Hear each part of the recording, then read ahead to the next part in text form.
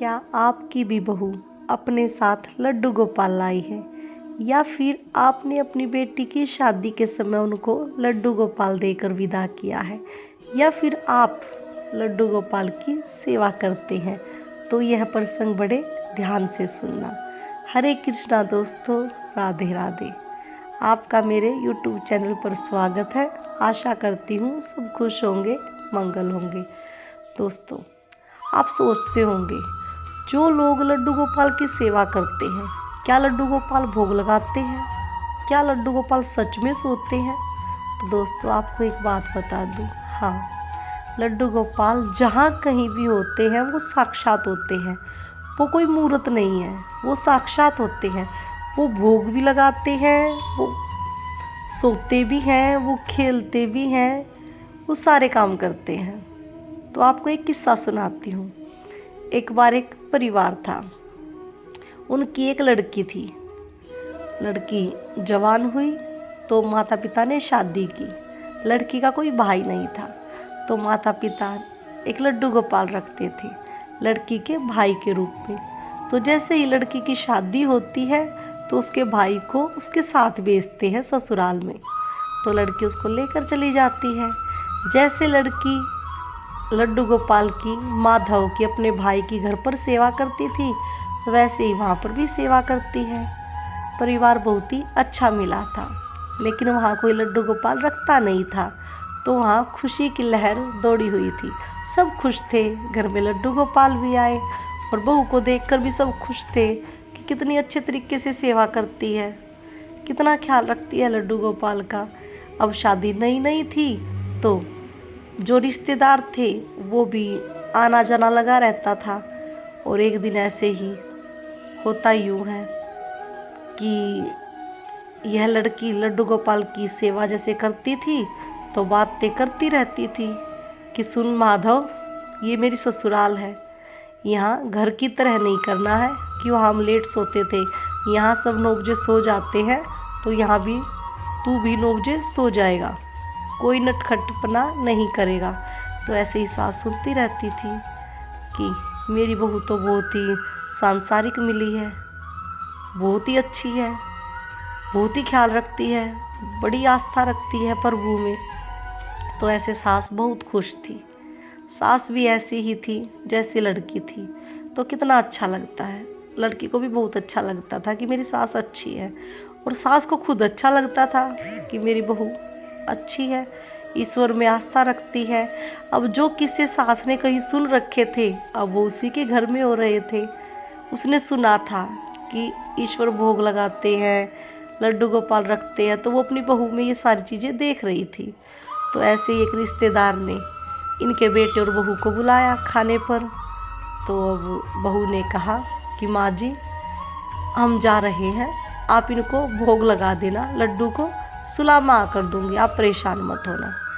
तो ऐसे ही अब लड़की बोलकर अपने पति के साथ रिश्तेदार के यहाँ भोजन पर चली जाती है। अब लड़की ने अपने लड्डू गोपाल के सोने का समय 9 बजे रख रखा है। तो जैसे ही वहाँ 9 बजते हैं, लड़की के दिल में एक ही बात थी कि पता नहीं लड्डू ने भोजन किया कि नहीं किया, सोए। अब मैं तो माँ जी को मना करके आई थी कि आप सुलाना मत, मैं सुला दूंगी। अब 9 भी बज गए हैं और मेरे माधव के तो सोने का समय भी हो गया है। ऐसे ही लड़की मन ही मन विचार कर रही थी कि मेरे माधव के तो सोने का समय भी हो गया है। अब लड़की यहाँ रिश्तेदार के घर बैठी भले ही थी, तन वहाँ था, लेकिन मन तो लड्डू माधव के पास ही था। तो ऐसे ही बहुत परेशान हो जाती है और 11:30 का समय हो जाता है। तो लड़की जैसे ही अपने पति के साथ घर पहुँचती है तो सबसे पहले मंदिर में जाती है। तो क्या देखती है कि लड्डू गोपाल तो सो रहे हैं। तो लड़की निश्चित हो जाती है कि चलो, माँ ने लड्डू को सुला दिया था, अच्छा हुआ, वरना मेरे लड्डू गोपाल परेशान हो जाते। अब लड़की सुबह उठती है और अपनी सासू माँ के लिए चाय बनाती है और लेकर जाती है और कहती है, धन्यवाद माँ, मैंने तो आपको भोग लगाने के लिए कहा था, आपने मेरे माधव को सुला दिया, उसके लिए धन्यवाद। तो माँ बताती है, अरे बेटा, तू सुन मेरे साथ क्या हुआ। मैं भोग लगाकर सो गई थी, हमें पता था तुम लोग लेट आओगे, तो हम जल्दी सो गए थे। लेकिन जैसे ही मैं सोई, मेरे पास मोटी मोटी आँखों वाला एक लड़का आँखों को रगड़ते हुए आया और रो रहा था कि दादी मुझे नींद आई है, मुझे सुला दो। तो वो लड़का छोटे छोटे पाँव से मंदिर की ओर भागा चला गया। मैं उसके पीछे पीछे। जैसे ही मैं मंदिर में पहुंची तो लड़का गायब हो गया। तो मैं मंदिर के सामने खड़ी होकर क्या देखती हूँ कि लड्डू गोपाल तो अभी सोए नहीं है, ये तो 9 बजे सो जाते हैं।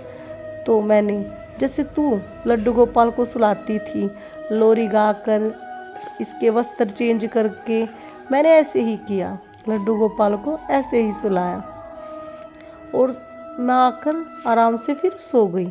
मुझे लगा ये मेरा सपना था, लेकिन तू कह रही है कि मैंने लड्डू गोपाल को सुला रखा था, तो फिर ये हकीकत थी। बेटा मुझे तो नहीं, मैं तो यही सोच रही थी कि ये तो कोई सपन था।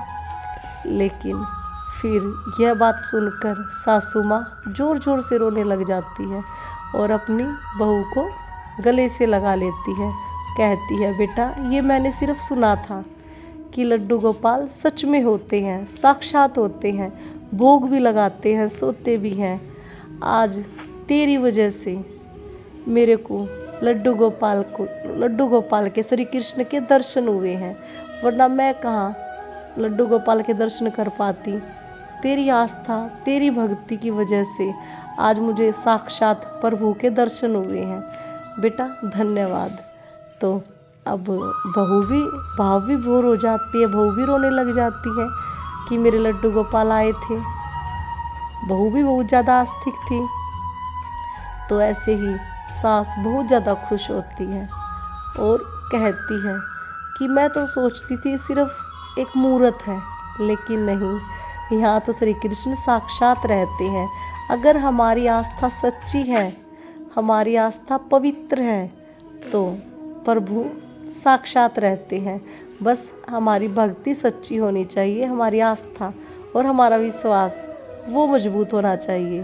तो जहाँ कहीं भी लड्डू गोपाल का विग्रह होता है, जहाँ कहीं भी लड्डू गोपाल होते हैं, वहाँ वह साक्षात होते हैं। तो दोस्तों आज के लिए बस इतना ही, मिलते हैं अगली वीडियो में। तो बोलिए श्री कुंज बिहारी श्री हरिदास, राधे राधे।